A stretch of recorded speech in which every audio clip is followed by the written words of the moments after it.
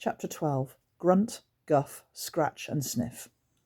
Lucy looked up at the heavy washing basket dangling from the ceiling, then back down at the 4 Creakers.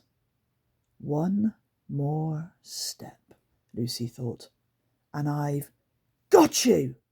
She released the Creaker trap. The skipping rope unravelled around the hangers and swished out of the wardrobe so fast she could barely see it whiz across the room. In a great crash and clatter, the washing basket came crashing down from above, trapping the Creakers under it and sending the rubbish they'd collected flying off in all directions. "No!" grunted Gruff. "Ouch!" burbled Guff. "Get off me!" shrieked Scratch. "We be trapped!" squealed Sniff. The Creakers cried out in panic, and Lucy leapt out of the wardrobe, heart ringing like an alarm clock in her chest. "It's their kidderling!" Grunt croaked. "She were sneakering in the wardrobe." "What a trickster!" said Guff. "Yes, a naughty little—" "Rotter!" Sniff cried, interrupting Scratch, who boshed him on the head. "Sorry." Grunt quickly took charge, plunging his black claw into the pouch around Sniff's neck and pulling out a pinch of their golden dust. He puffed it straight at Lucy, and all the Creakers watched eagerly as it swished through the air straight towards her face, as though the dust itself had a mind of its own and was reaching out with golden, crumbly fingers. But instead of finding her eyes, the dozy dust hit the tinted lenses of her swimming goggles and fell uselessly to the floor. Sniff gasped in horror and fainted in shock. "No kidderling. Sorry, child, I'd ever fended off a dozy dust attack before." "You crafty little sprog," Grunt spat. "Did you seize that? The kidder got's freaky dust stoppers," Guff mumbled in panic. Scratch kicked Sniff in the belly. "Sniff! Sniff! It's me! Scratch! Wake!" "Up," Sniff said, coming round. "She be a crafty little kidderling, this un," Grunt growled, glaring at Lucy. Suddenly he began clawing at the floor through the woven bars of the upside-down basket, which was barely big enough to hold all 4 of them. The other Creakers copied him, digging their claws into the wooden floor and scratching away. Slowly, the whole washing basket began to move across the floor towards the bed. It wasn't heavy enough to stop them, and with Norman knocked out with dozy dust, there was no one to weigh it down. Lucy gulped hard, swallowing her fear, and sprinted across the room. She jumped up on top of the washing basket, pushing it back down again, trapping the Creakers underneath. "Let us out! Let us out!" the Creakers croaked.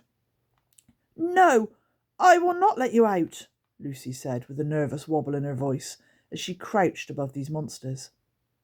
It was terrifying, not being able to see what the Creakers were up to under her feet, but she didn't dare get down in case they made a run for it. As she peeped over the edge, the Creakers were hidden in shadow.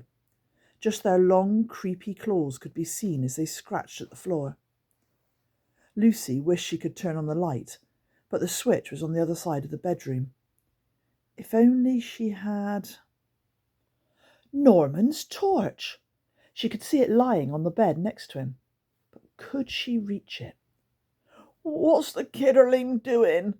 Guff muttered nervously from below. "Can't see the rotter," groaned Grunt. "She be stretching out for something," croaked Scratch. "She's got a—" "Ah! The bright! The bright!" Sniff cried in pain as Lucy flicked on the torch and shone it down through the bars of the basket, trying to see these Creakers up close. "Turns the bright off, you horrid little kidderling! It be too hot!" Grunt cried, cowering away from the torchlight. Lucy suddenly caught a whiff of something horrid. It smelled like burning hair, all smoky and dry. She realised that the Creakers didn't just dislike the torchlight, it was hurting them, burning them. "Oh, I'm so sorry," Lucy said, switching off the torch right away. These creatures were awfully disgusting, but she didn't want to hurt them. No creature deserved that. Plus, the smell of their burning flesh was horrendous.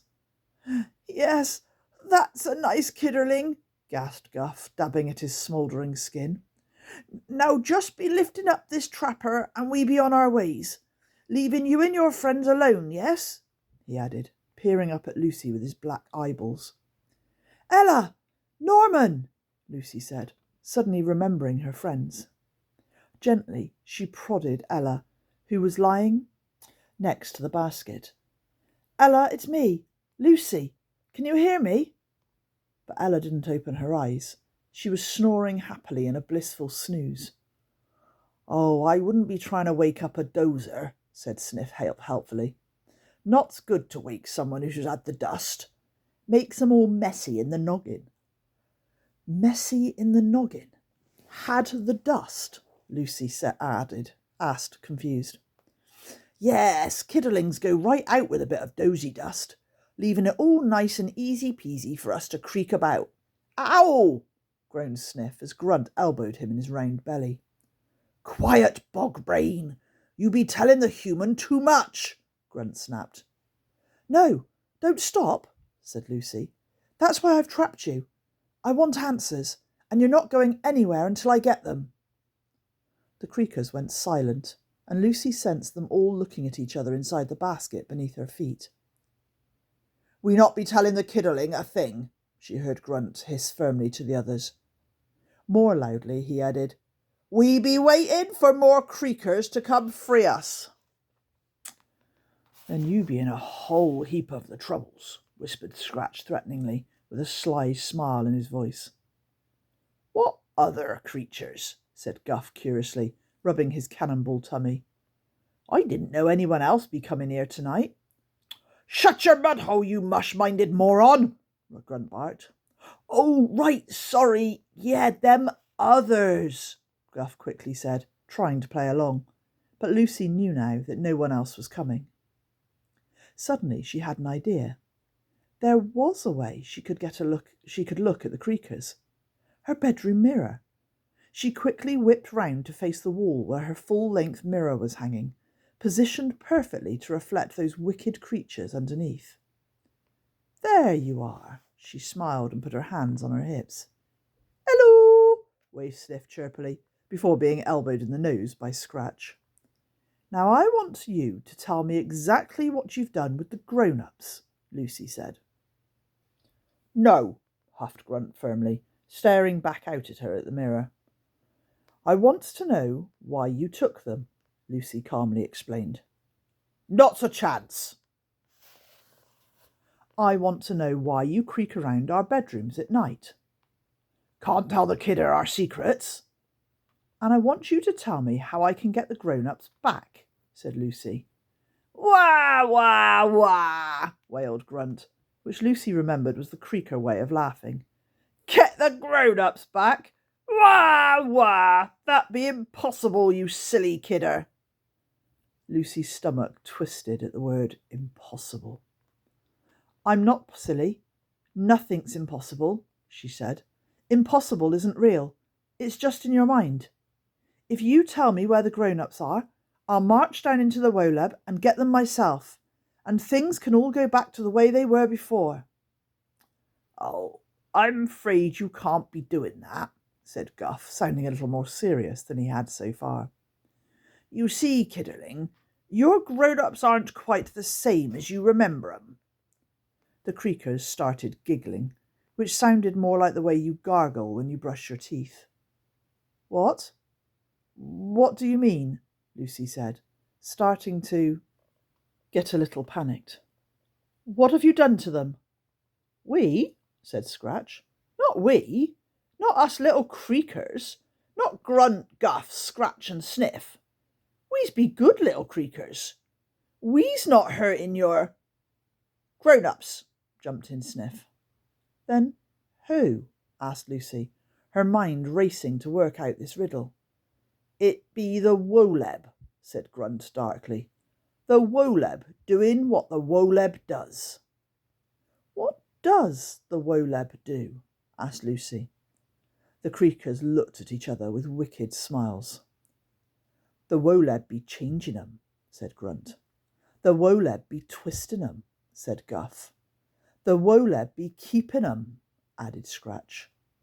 Forever, whispered Sniff. Chapter 13. Hang on, isn't 13 an unlucky number?